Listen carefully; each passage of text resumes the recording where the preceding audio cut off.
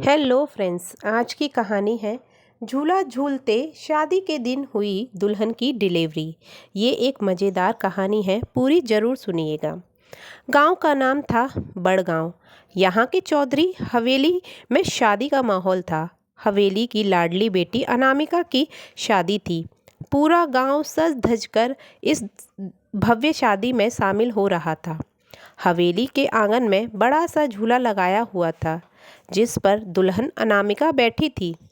उसका चेहरा घूंघट से ढका हुआ था, लेकिन उसकी आंखों में एक अजीब सी बेचैनी थी।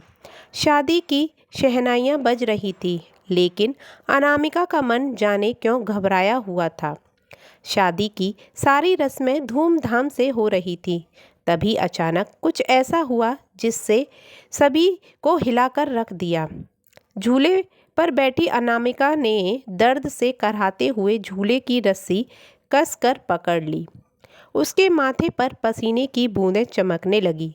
तभी एक जोरदार चीख निकली और अगले ही पल झूले के नीचे एक नवजात शिशु पड़ा हुआ था।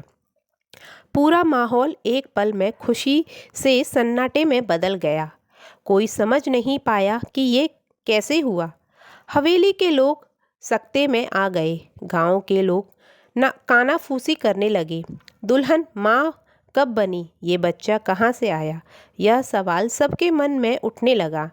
अनामिका खुद भी हतप्रभ थी। उसकी आंखों में भय और अविश्वास था।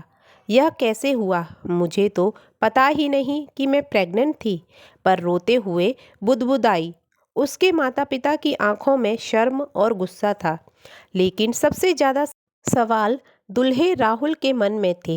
ये बच्चा किसका है?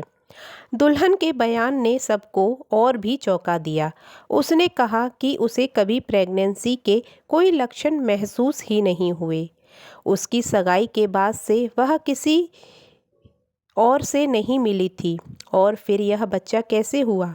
गांव के बुजुर्गों ने कहा, ये कोई साधारण बात नहीं, जरूर इसके पीछे कोई राज छुपा हुआ है। कुछ महिलाओं ने कहा, यह दुष्ट आत्मा का काम हो सकता है। लेकिन अनामिका का छोटा भाई रोहन, जो शहर में पढ़ाई कर रहा था, साइंस का विद्यार्थी था, उसने सोचा कि ये कोई मेडिकल रहस्य भी हो सकता है। रोहन ने गांव के पुराने किस्से खंगाले। उसे पता चला कि चौधरी हवेली में 500 साल पहले भी एक लड़की की शादी के दिन ऐसा ही हादसा हुआ था। वह लड़की भी यह कहती रही कि उसे पता नहीं कि वह कब गर्भवती हुई। रोहन ने डॉक्टर को बुलाया, जिसने बताया कि वह क्रिप्टिक प्रेगनेंसी का मामला हो सकता है, जिसमें लड़की को 9 महीने तक कोई प्रेगनेंसी के लक्षण नहीं दिखते और अचानक डिलीवरी हो जाती है। पर सवाल अब ये था कि बच्चे का पिता कौन था। रोहन ने जांच की तो पता चला कि अनामिका अक्सर नींद में चलने की शिकार रहती थी। एक दिन हवेली की नौकरानी गुलाबो ने बताया कि अनामिका एक बार आधी रात को हवेली के पुराने कुएं के पास देखी गई थी। उस कुएं के बारे में एक डरावनी बात प्रचलित थी। वहाँ एक आत्मा का साया था, जो कई सालों से किसी को अपनाना चाहती थी। गांव के तांत्रिक ने कहा, यह कोई साधारण बच्चा नहीं, बल्कि आत्माओं का खेल है। जब सबने मिलकर हवेली की पुरानी कहानियों को खंगाला, तो एक ऐसा सच सामने आया जिसने सबकी रूह कँपा दी। अनामिका के सपने में जो चेहरा आता था, वह हवेली के पुराने मालिक का था, जिसकी बरसों पहले रहस्यमयी मौत हो चुकी थी। क्या वाकई यह आत्मा का खेल था, या फिर अतीत में कोई राज छिपा हुआ था? गांव के लोग ने उस कुएं को हमेशा के लिए बंद कर दिया और अनामिका अपने बच्चे के साथ कहीं दूर चली गई।